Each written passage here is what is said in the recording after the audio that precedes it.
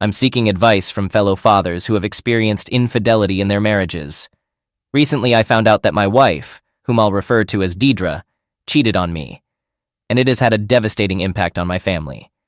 I'm a 31-year-old male, and my wife is 27. We have 2 children, a 4-year-old daughter named Sammy, and a 2-year-old son named Timmy. The cheating happened in the past few weeks, but before that, I firmly believe my wife was faithful. Actually, I'm certain she was.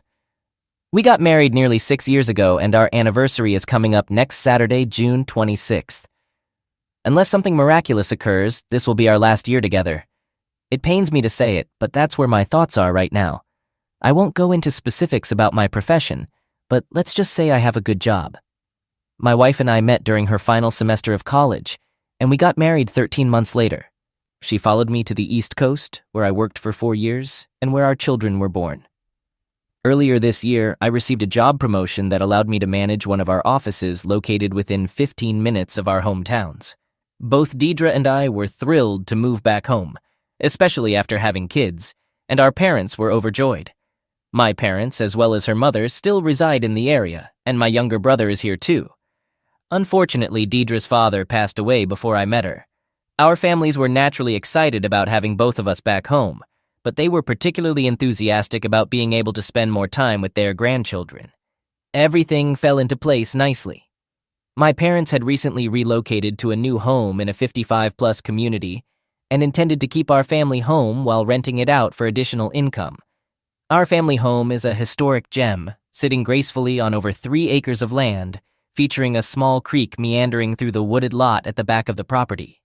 Instead of purchasing a new house, Deidre and I made the decision to move into the family home and pay rent to my mom and dad. They wanted to ensure that this cherished property stayed within the family for generations to come, and they hoped my brother and I would continue this tradition. Even though my parents and brother weren't keen on receiving rent money, I insisted on it, especially since my dad had recently retired and was depending on the rental income. In a way, paying them rent felt like paying ourselves, since my parents planned to pass everything down to my little brother and me. Now, let me emphasize that this house holds immense sentimental value to my family. Over the years, my parents have taken impeccable care of it, but there were a few necessary repairs after we moved in. Given its historical nature, the house boasts unique fixtures and features that require specialized attention. For the past 35 years, my parents had been collaborating with a local contracting company that specializes in working on older homes and has performed the majority of the significant repair work on our house. They do an outstanding job with older properties. So, after compiling a list of projects, I contacted them and obtained a cost estimate. The owner visited the house and walked around with me to discuss the work needed. If you examine the online reviews for this establishment, you'll notice that they have an impressive 82% 5-star rating and 16% 4-star rating out of nearly 700 reviews. Most companies of this nature are fortunate to average in the 3-star range in their reviews, so this speaks volumes about the quality of this business. A couple of weeks after receiving the cost estimate, the company initiated the repair work. They proceeded with efficiency and consistently ensured the project area was cleaned up at the end of each day. My wife and I were genuinely satisfied with their work and their professionalism. The majority of the work was performed by 3 of their skilled craftsmen, with one individual, whom I'll refer to as Brock for this post, handling most of the projects in our home. Brock was a personable and courteous guy who happened to be around my age. My daughter affectionately dubbed Brock as the window man, because she would see him through our second-story windows while he was working on a ladder. All the repairs were completed on schedule, and we were now comfortably settled into our home. My wife and children were thrilled with the place, and I was content with my new job. Everything was proceeding smoothly until I had a casual conversation with my daughter exactly 2 weeks ago today. My wife had gone shopping with her mom and my mom, and I was looking after the kids. We were playing outside, and my daughter was energetically running around until she hopped onto my lap when she got tired. We were engaged in light conversation when, out of the blue, she looked at me and said, "I saw Mommy napping with the window man." Before we delve further into this, I want to emphasize that my daughter is exceptionally gifted. I understand that all parents tend to feel that way about their children, but in her case, it's an undeniable fact. Her exceptional gifts are evident to everyone who meets her, including her doctors, who formally recognized her talents. We even had her undergo testing before we relocated, and she achieved one of the highest scores ever recorded for a 4-year-old at the clinic. So when she told me what she did, I couldn't help but take it seriously. Though there was a slim chance she might have fabricated this due to her vivid imagination, I was inclined to believe her. I was utterly shocked and requested her to repeat what she had just said. She reiterated the same statement. I asked her to describe what had happened and how she had witnessed it. According to her, my wife had put Timmy and her down for their afternoon nap. Sammy explained that Timmy had dropped his pacifier behind his bed and was crying for her to retrieve it. She tried but couldn't reach it, so she went in search of her mom. When I inquired if she had called for Mommy, she replied in the negative. Instead, she mentioned that she walked over to our bedroom door and opened it, calling out for her mother. I probed further and asked her what she had seen. She recounted how Mommy had hurriedly gotten out of bed, wrapping herself in a blanket. She kissed Sammy and then led her by the hand to retrieve the pacifier and tuck them back in. I then asked where she had seen the window man, and she replied that he was lying on Daddy's side of the bed. Hearing this was incredibly painful, but I concealed my emotions and simply said, "He was." She confirmed my question with a yes. Intrigued, I pressed for details, asking her to recount what happened next. According to Sammy, Mommy left their bedroom and she overheard her talking with the window man before they ventured outside. Curiosity piqued. I inquired about her actions following this conversation. Sammy explained that she got out of bed, peeked out the window, and witnessed him driving his truck down the driveway. I responded with a heartfelt kiss and expressed gratitude for her honesty. However, what Sammy shared next hit me hard. She revealed that Mommy had whispered to her, saying, "Shh, let's keep this our secret, okay?" Naturally, I asked how she responded to Mommy's request, and Sammy said, "I told Mommy, okay." Despite her tender age, my perceptive daughter seemed to sense that what she had witnessed was not quite right.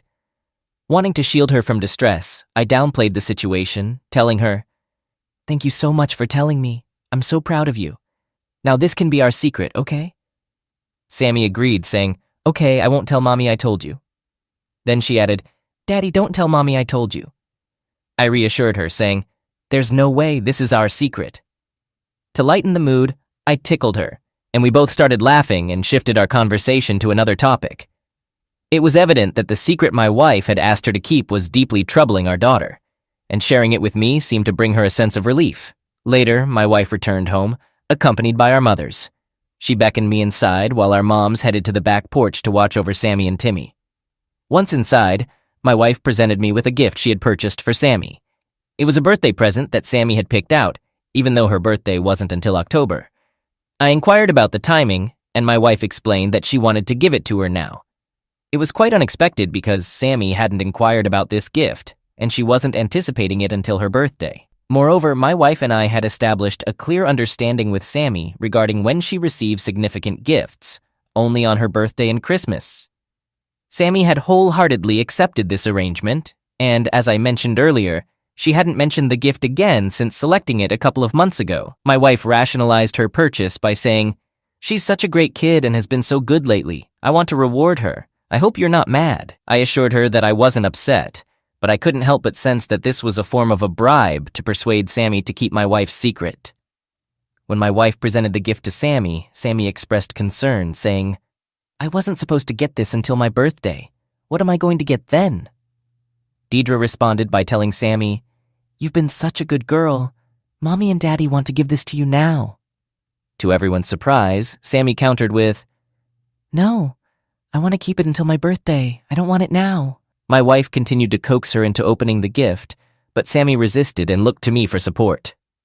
I spoke up and suggested, "Let's take this upstairs and put it in your closet." My wife was taken aback by Sammy's response, but I wasn't surprised. As I mentioned earlier, Sammy is quite intelligent, and she genuinely preferred not to receive the gift until her birthday. We took the gift upstairs to her closet, and Sammy appeared relieved that she didn't have to open it right away. After returning downstairs with Sammy, my dad and brother had arrived, and we spent the remainder of the day enjoying family time and sharing a meal. I went through the motions and had fun with my family, but my thoughts were consumed by what Sammy had disclosed. Later that night, I had intended to confront my wife but opted against it. I figured if Sammy's words were accurate, my wife would probably deny them. Instead, I informed my wife that I needed to get up early on Sunday morning to work on my company tasks using our home computer. She agreed and even offered to keep me company, but I declined her offer. When I woke up, I thoroughly checked our home computer but found nothing. Next, I accessed her phone using her password, but once again, I found nothing. I pondered whether Sammy might have fabricated the whole story, but her descriptions were too detailed to dismiss. The rest of the day we spent at my parents' place visiting with my aunt and uncle, who had come in from out of town. It had been over 2 years since I last saw them, so it was a pleasant reunion and an opportunity for them to meet Timmy, whom they hadn't met before. The day went well, and Deidre displayed her usual affectionate self, showing no signs of anything amiss. Back at work on Monday, I couldn't shake the thought of what Sammy had revealed. Multiple times during the day, I drove by our home to ease my suspicions. I did the same on Tuesday and repeated it on Wednesday. Still, I found nothing concrete, but a strong feeling persisted that Sammy might be telling the truth. I contemplated hiring a private investigator, but ultimately decided to purchase a camera system at Best Buy. I set up the camera system while Deidre and Sammy were away at an evening event held at our local nature center. I was at home, looking after Timmy. I strategically positioned one camera outside near the garage, overlooking the driveway. The second camera was placed in the living room, and the third found its spot in our master bedroom. I ensured that each camera was discreetly located, not easily noticeable unless someone specifically looked for them. I did have some concerns, though, about the camera in our bedroom. Despite it being mounted on the crown molding and blending in seamlessly with its white and black trim, it could potentially be spotted if someone were lying on their back and gazing directly at it. I made it a routine to activate the system before leaving for work each day and deactivate it before returning home. Since my wife and kids typically didn't spend much daytime hours in the living room, bedroom, or driveway, the cameras didn't trigger frequently. Whenever the cameras did detect motion, I received a text alert. Everything appeared normal until the following Tuesday at 1:46 p.m. when I received an alert from the driveway camera. Upon checking, I observed a truck from the contracting company approaching our driveway. Shortly after, I received another alert from the living room camera, revealing my wife kissing Brock. My worst fears were confirmed. Sammy's account was accurate. In response, I hastily headed towards my home, simultaneously calling my mom to inform her of the situation and requesting her presence at my house as soon as possible. I asked my mom to bring my brother, aunt, and uncle with her. While they were on their way, I had conversations with them over the phone. By that time, I had received an alert from the bedroom camera and had a pretty good idea of what was unfolding in there. Despite being deeply upset, I managed to keep my composure and provided instructions to my family members. I specifically told my mom and aunt to take the children outside when I confronted Deidre. I also requested my uncle and brother to join me in the bedroom during the confrontation. I explained that I wanted them as witnesses and to prevent me from resorting to violence. They readily agreed. We parked on the driveway a bit away from the house, effectively blocking Brock's truck, and then proceeded to the front door as a group. Luckily, the door was unlocked, so we entered the house without any issues. Our bedroom is situated at the back of the house, which meant that the cheaters had no chance of seeing or hearing us approaching. I led the way, with my brother and uncle right behind me, and my mom and aunt following them. The noise coming from the bedroom masked any sounds we might have made while walking up the stairs and down the hallway toward the bedroom. At this point, my heart was pounding in my chest. I signaled for my mom and aunt to continue past us to the kids' room. Then, I turned to my uncle and brother and asked if they were prepared. They both nodded affirmatively. With their agreement, I opened the bedroom door and entered. My wife let out a scream, exclaiming, "Oh no, oh my God!" Brock hastily dismounted from the bed, fell backward onto the floor, and began apologizing while reaching for his clothes. I had my phone ready and began recording, saying nothing, just standing there silently while moving my phone camera back and forth. Brock continued to apologize and started getting dressed, while my wife had the sheets pulled up to her face, crying and saying, "This wasn't supposed to happen. I didn't mean to hurt you, Dave. I love you so much. I'm so sorry." After a few minutes, Brock was fully dressed and sat on the floor, covering his face with his hands, still apologizing. My wife, meanwhile, kept crying and saying sorry. I instructed Brock to leave immediately, and he quickly complied. Before he departed, I warned him, "Don't even think about taking your truck. We have it blocked, and I'll be calling the company to come and pick it up." Next, I called my mother-in-law, MIL, and explained what had just occurred, asking her to come over and pick up her daughter. My wife remained in bed, under the covers, pleading with me not to make her leave, but I paid no attention to her. My mill arrived shortly after that, and when she did, my uncle, brother, and I exited the bedroom. I could hear my meal raising her voice while my wife sobbed. To my surprise, my wife left the house without any further incident. She hurried out with her head down, crying, and didn't say a word. It seemed like she was in a complete state of shock and deeply embarrassed. My meal apologized to me, gave me a heartfelt hug and kiss, and expressed her love for me. After they left, I went out to the backyard to spend time with my kids and then contacted the contracting company. After I explained the purpose of my call, they connected me to the owner's cell phone. He expressed his apologies sincerely and assured me that his company would do everything in their power to make amends. I expressed my gratitude and ended the call. Approximately an hour later, the company arrived with someone to retrieve the truck. Brock was nowhere to be seen. The following Monday, I took a day off from work to meet with a lawyer and initiate divorce proceedings. I also retained an attorney from the same firm to address the matter with the contracting company. While I have respect for the owner and his company, I believe there should be some compensation for the harm their employee caused my family. Since the day everything came to light, I haven't exchanged a single word with my wife. She has been incessantly calling and texting, apologizing, pleading for forgiveness, and asking for a second chance. However, that's not happening, at least not at this point. Against my attorney's advice, I arranged for my wife's belongings to be moved out, with my brother and one of his friends transporting them to her mother's house. Currently, I've established a routine where my wife and her mom arrive at my house at 6:30 a.m.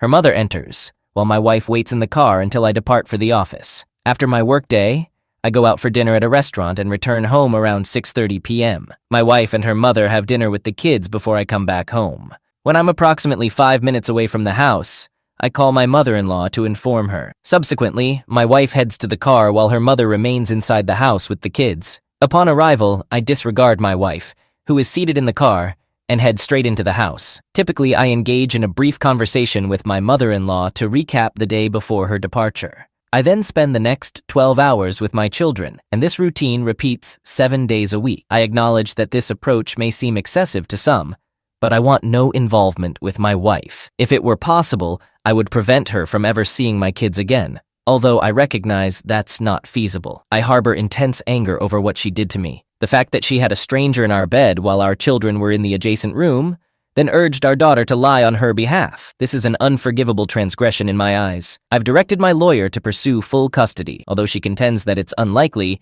there is a chance we might secure joint 50-50 custody with my home designated as the primary residence for the children. This is the current status of the situation. Now my question is, have any of you successfully raised your children after a divorce without ever speaking another word to your ex-wife? As part of the divorce settlement, my attorney will propose that all communication occurs through a court-approved email application, and my wife is not to verbally communicate with me unless it concerns an emergency involving our children. As you can imagine, I hold strong negative feelings toward my wife and have no concern for her well-being after the divorce. While she is the mother of my children, I still remain indifferent. My family advises me to let go of my hatred and anger towards my soon-to-be ex, STBX, because it's detrimental to both me and my kids. However, I find it impossible to do so. I understand that they have my best interests at heart, but unless you've walked in my shoes, you can't truly comprehend what I'm going through. I'm eager to read your responses and intend to reply to as many people as possible, although my responses might be delayed.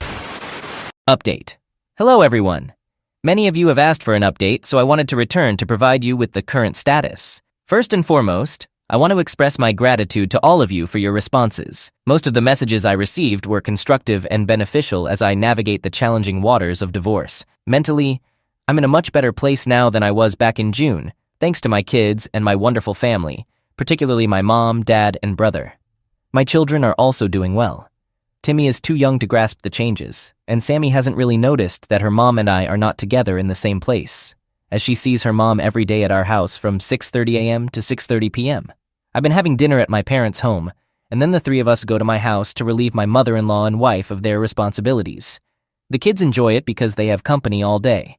Now, as for my STBX, she's struggling.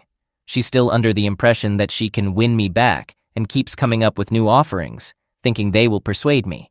The latest suggestion she came up with is that I could have a one-sided open relationship with as many partners as I wanted, while she remains faithful and signs a post-nuptial agreement with these conditions. Really? That's not me. I'm not like her. I'm the type of man who values a monogamous relationship, and that's what I'll be seeking in my next relationship, although it won't be happening anytime soon. She's currently seeing a therapist 3 times a week, and she has convinced her mom that she experienced a temporary bout of insanity for a couple of weeks, which is why she cheated. Frankly, I find this explanation completely implausible. She knew exactly what she was doing. I've since learned that claiming temporary insanity is a tactic some women use to rationalize their infidelity. I'm not buying into it, and I still haven't spoken a word to her. My mother-in-law is taking this situation pretty hard.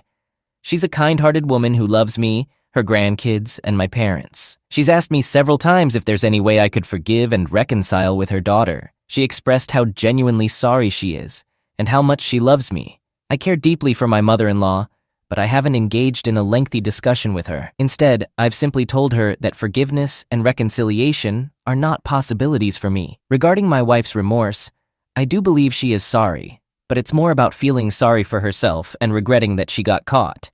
In her distorted perspective, she may have thought that having an affair with Brock was acceptable as long as it didn't negatively impact our relationship. She audaciously sent me an email explaining how even during the affair, she gave me 100% of herself, including 100% of her body. Frankly, I find this message quite irritating.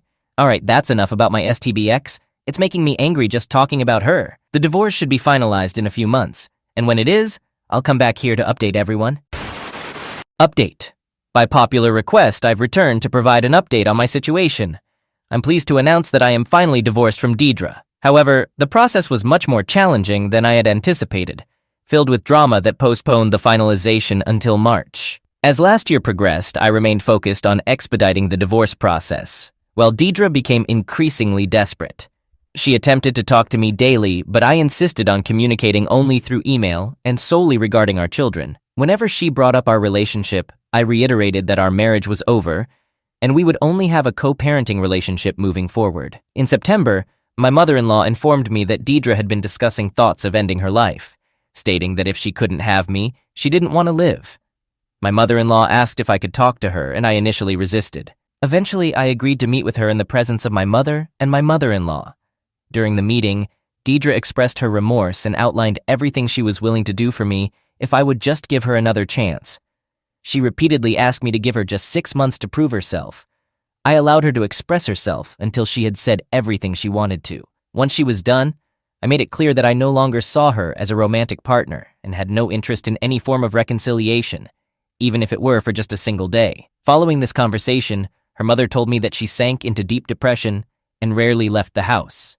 In fact, my mother-in-law began coming over at 6:30 a.m. when I left for work. She would dress the kids, prepare their breakfast, and then take them back to her house to be with Deidre. She mentioned that Deidre seemed distant from them, spending most of the day in her room crying and longing for me. My daughter noticed this and asked me why mommy was crying all the time. This deeply upset her, as well as my son Timmy, although he's young enough not to notice as much. I explained to Sammy that mommy and I are living in separate houses now. I told her that she, Timmy, and I are staying in our house, and mommy is living with Grammy. After clarifying this, she was okay. Her primary concern was moving to Grammy's house too. She loves her Grammy and her mom, of course, but I believe she loves me more. She was worried about leaving our house, her room, and the creek where she enjoys playing. I assured her that would never happen.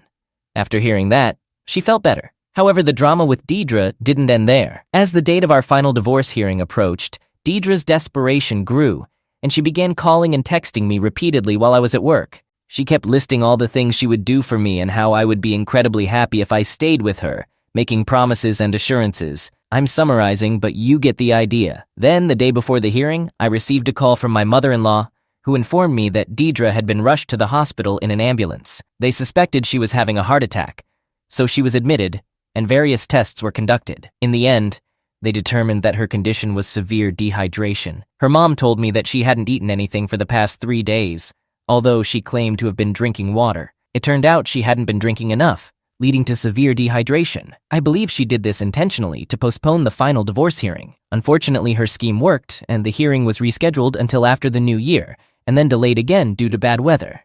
Finally, in early March, the hearing took place, and I was granted a divorce, which I was immensely relieved about.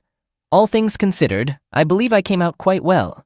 We reside in an at-fault state, and I had video evidence of Deidre's infidelity. Surprisingly, the videos weren't even necessary, as Deidre and her attorney provided a comprehensive written confession to the judge. Regarding the division of assets, I ended up retaining nearly 63% because the judge allowed me to keep everything I brought into the marriage. Thank goodness. Nonetheless, Deidre ended up receiving $71,000 from me, along with child support, though there's no alimony involved. As I mentioned, I still think I got a pretty good deal, but the thought of paying child support to her doesn't sit right with me. We share custody equally, with my home being the primary residence for our kids. I'm covering my 50%, and in addition, I'm paying her 50%. Does this seem fair? Shouldn't she contribute as well? It feels like the court system is heavily biased against fathers, so that's where things stand today. We maintain the same arrangement from 6:30 a.m. to 6:30 p.m. every day, which works well, especially for the kids since they get to spend time with both parents daily. I've even re-established communication with my ex, but strictly about our children. If she inquires about my well-being, I gently redirect the conversation to focus on the kids. A recent issue has arisen in the past couple of days, which I plan to address promptly. As I mentioned in one of my previous posts, my wife and mother-in-law come over in the morning and stay until I return at 6:30 p.m. However, for the last 3 days, only my wife has been present at 6:30 p.m., not my mother-in-law. When I get home, my wife lingers and attempts to engage in conversations with me while interacting with the kids. Yesterday, little Timmy became upset when his mom left because he wanted her to stay. Predictably, my wife exploited this situation, seeking sympathy from me. Nevertheless, I remained resolute and comforted Timmy, assuring him that he would see Mommy again the next morning, and he calmed down. Tomorrow, I plan to have a discussion with Deidre about this matter and stress the importance of keeping our handoff conversations brief and focused. End of story. Now, to address a question I've received from many of the respondents here.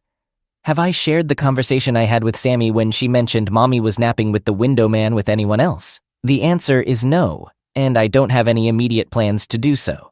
I made a promise to Sammy that this would remain our secret, and I intend to honor that promise. Perhaps many years down the road, I might consider discussing it with her, but for now, I genuinely hope that she has completely forgotten whatever she may have seen. Sammy has never brought it up with me again, and continues to be as active and happy as ever, so I see no reason to revisit that conversation with her. And with that, my story comes to a close.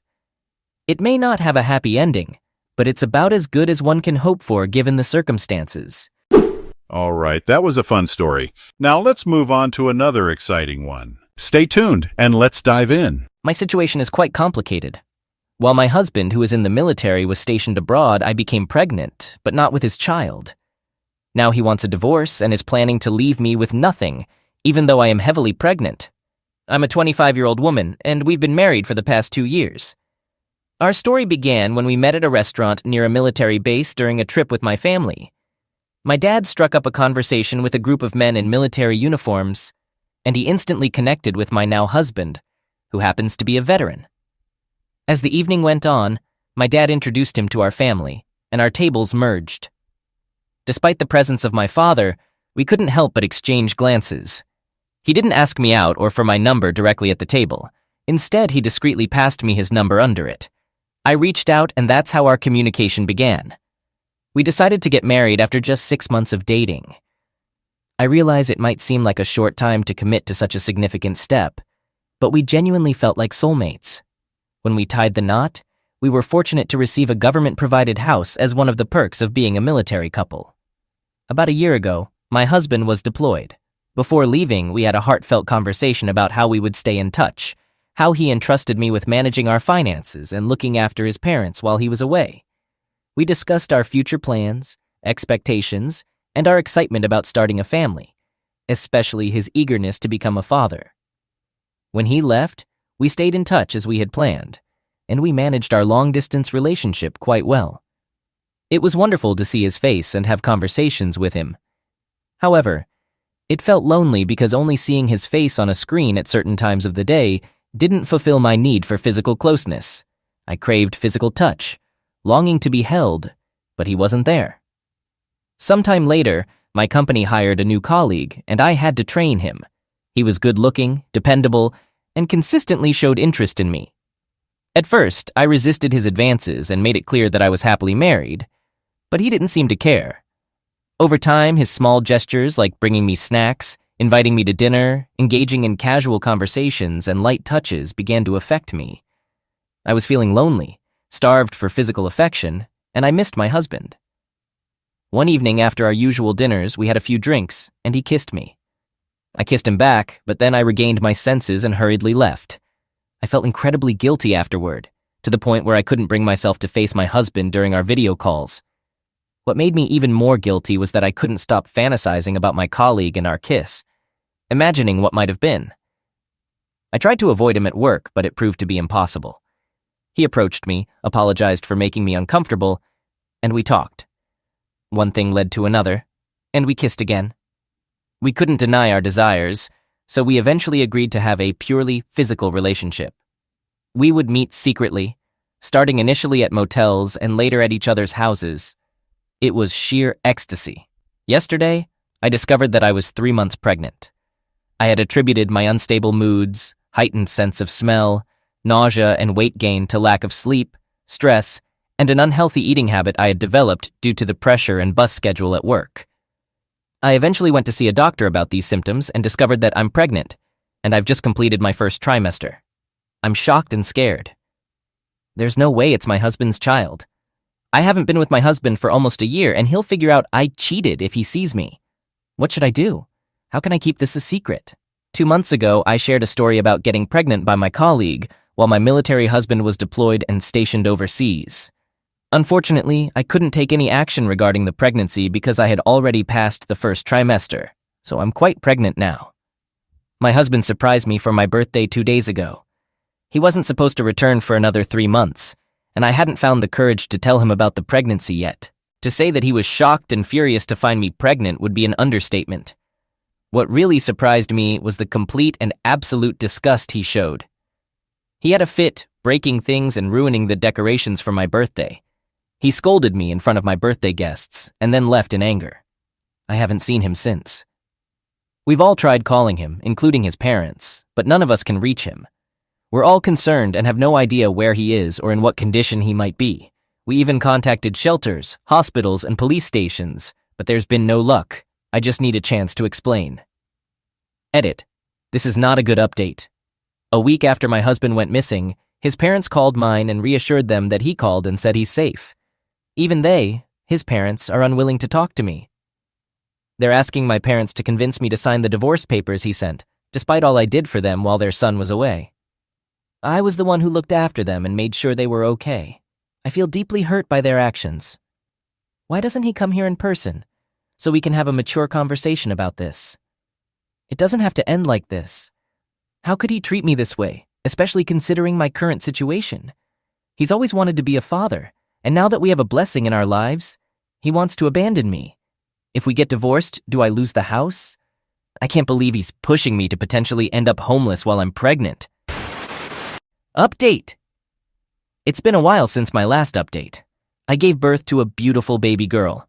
Her biological father got a promotion and left as soon as he could because he couldn't handle the gossip and stares we received at work. Frankly, I couldn't handle it either, so I quit my job. Being unemployed and recently divorced, yes, he divorced me, I had to find a way to provide for my baby. That's why I took legal action against my husband for child support, and I won the case. I also got to keep the house since he bought me out of it. However, I still feel like I got the short end of the stick. He earns much more than what he's paying in child support, and he refuses to meet our baby.